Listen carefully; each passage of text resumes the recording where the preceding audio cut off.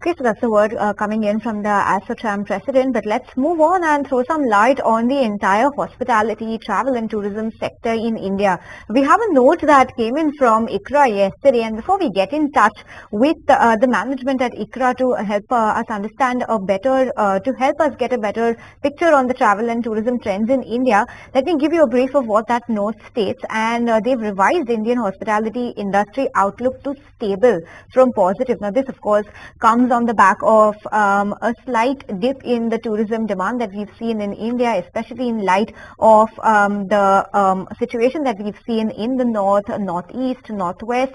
Those are some areas that are seeing a dip in demand. So we'll also be chatting with the author of the note to understand if this demand is seeing any resurgence. But before that, while we're talking about the note, they're also saying that their average run rates, which is the ARR of hotels, that's expected to reach anywhere between 8,200 and 8,500 from the earlier 8,000 to 8,200 level in FY25. So at least that is some space where they're seeing some sort of hope or positivity returning back to the sector. They're saying that on the back of these April terror attacks that we've seen, that has caused a disruption in tourism as well, but also on the commercial end of things, that's known as MICE tourism, which is meetings, incentives, conventions and exhibitions.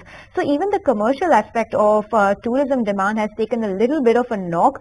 They say that the impact was temporary and localized, and they believe that the sentiment has recovered as the conflict has eased.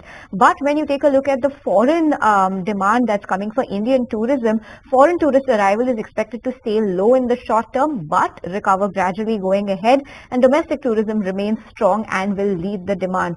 And lastly, they're also saying that their coverage of 13 hotel firms that they have under their radar, they're saying that FY26 margins could range anywhere between 34 and 36%, and premium room supply is expected to grow at anywhere between 4.5% and 5% CAGR over FY23 to 26. So that's the outlook coming in on the note that we are getting from ICRA. But we also have Mr. Srikumar Krishnamurthy, the Senior Vice President and Co-Group Head at ICRA, who is joining us. And so thanks so much for joining us this morning, and help us understand, first of all, want to understand your stance that you have on the current state of travel and tourism and hospitality in India. What has led to the downward revision of the hospitality sector outlook from positive to stable now, despite steady occupancy and your optimism on the ARR growth? Yeah, good morning, and thanks for having me. The domestic hospitality industry, as we all have been witnessing, has seen a very sharp recovery in the last 2-3 years. To give a context, we had earlier revised the business outlook for the sector from stable to positive a couple of years back in March 2023. When we anticipated that FY24 and FY25 could be a kind of breakout years for the sector, given the demand-supply mismatch in the industry.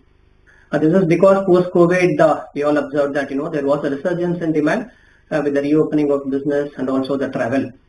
However, the supply addition and the related announcements were gradual, and part of the old projects which were kind of deferred were kind of mostly renewed. One side we saw that the demand trajectory continuing to be on the upside. The supply addition also gradually picked up pace. But in this industry, as the gestation period for a supply addition is generally long, anywhere ranging between 3 to 5 years. On the other side, we noticed that the demand, specifically in the premium room segment, was growing in the double digits, while the supplies were kind of rising only in the mid-single digits. This was kind of positive for the industry, with improvement in both ARRs as well as occupancies. So during this phase, FY24 and 25, we noticed that the industry hit the all-time high level, peak levels of 70 to 72 odd percent. Right. That's against decadal highs of somewhere around 66 to 68 odd percentage. And the fact that it remained at 70 plus zone in FY25 as well reflects that the demand story is continuing to stay. Sure. Importantly, the ARR, because of the supply demand mismatch, went up by around 10 odd percentage in FY25. And this supported a double-digit growth for the industry in terms of revenues in FY25. So effectively, we are talking on a very high elevated base. On this elevated base, we are expecting this pace of growth to kind of moderate. While the environment remains resilient, Sure. segments like leisure, MICE, business travel, spiritual tourism all remain favorable. Although FTA still remains a laggard, but we still believe that the scope for sustained expansion in the pricing, while we do expect somewhere around a 4 to 5% increase in ARS, the sustained expansion in pricing that was witnessed in the last couple of years is kind of unlikely. And accordingly, we see that the revenue growth to kind of moderate, or rather the pace of growth to kind of moderate to the normalized levels of somewhere around 6 to 8%, and hence the revision in outlook from a business standpoint.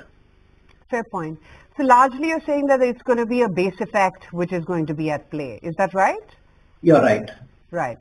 Also, given the temporary impact of the April terror attacks, do you see any indicators that are signaling that sentiment hasn't quite fully recovered, at least in the north and western parts of the country? Sure.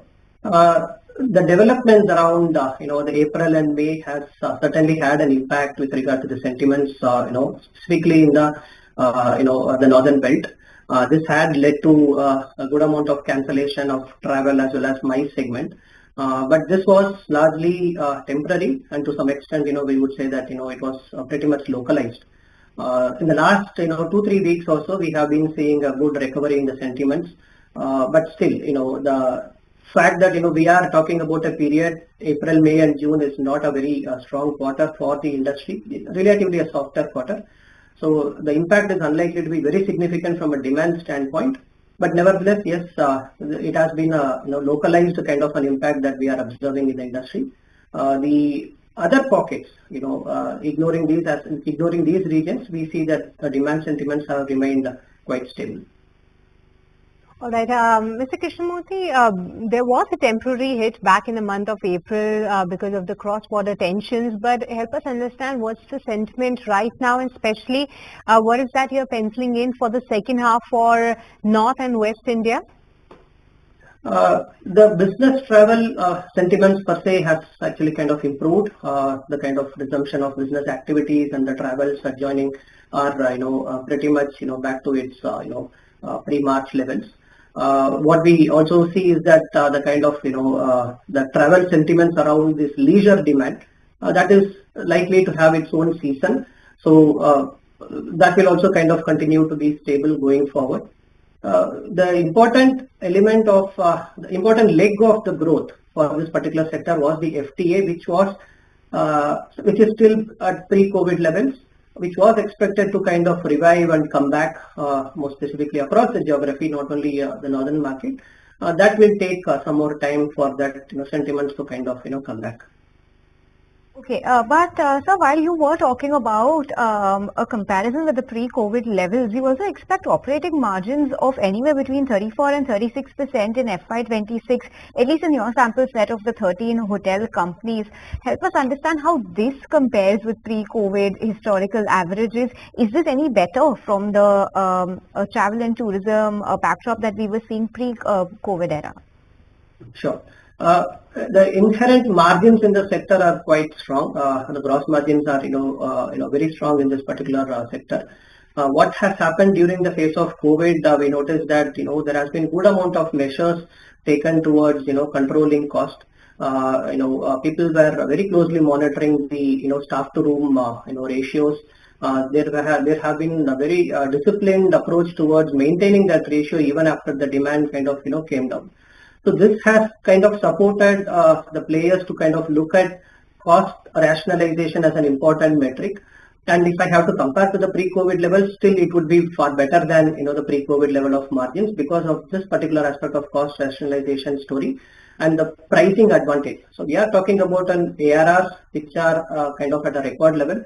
The last upcycle, if you have to talk about, way back, before 2008. At that particular period, the ARRs were good, but it was not actually continuing or sustaining for the simple reason that the supplies were also parallelly coming in. So a good amount of discounts were there in the system. Now we see a scenario where still the supplies are expected to come back, after possibly a year or so. So there is a good amount of premium that the industry is able to maintain, and that is supporting the margin expansion, which along with the cost rationalization measures taken by the hoteliers are supporting. Before we let you go, just one last outlook that you have on tourism in India, because with foreign tourist arrival expected to remain muted, as you've mentioned in the note, what's your medium-term view on international travel recovery for India? And do you believe that themes like spiritual or medical tourism could boost foreign tourist footfalls? Because that's exactly what we've seen in the Mahakumbh earlier this year, where a lot of foreign tourism influx is something that we have seen in India. Sure. FTAs were expected to kind of come back. It does take a phase of 3 to 4 odd years after a bigger event like a COVID for people to kind of gain confidence and then kind of commit to the travel. This was a year that was expected, but I would say that it has not significantly affected the demand in the sector. To a large extent, there were other legs, newer legs like the spiritual tourism and also to some extent the revenge travel. Those kind of aspects to a large extent supported the occupancy. That's where we are seeing the record high level of occupancies. While we notice good premium on the pricing front, largely supported by the absence of supplies, the pricing could have been still better had the FTAs kind of came back to the pre-COVID levels in the last couple of years. So there was a possible, miss, I would say, if those FTAs had kind of come back. With the story kind of continuing, wherein the FTAs are likely to take some more time to kind of come back, this would still have an impact on the ARRs and also the margin effect. So, long story short, the FTAs do support the pricing factor, but the demand has not been affected because of the FTA story, as other segments like newer segments like spiritual tourism and also the revenge travel, these kind of sub-segments have kind of supported or filled in that gap. All right, Mr. Krishnamurthy, with this we let you go on that. Thank you so much for taking the time out and speaking with us. Thank you. But with this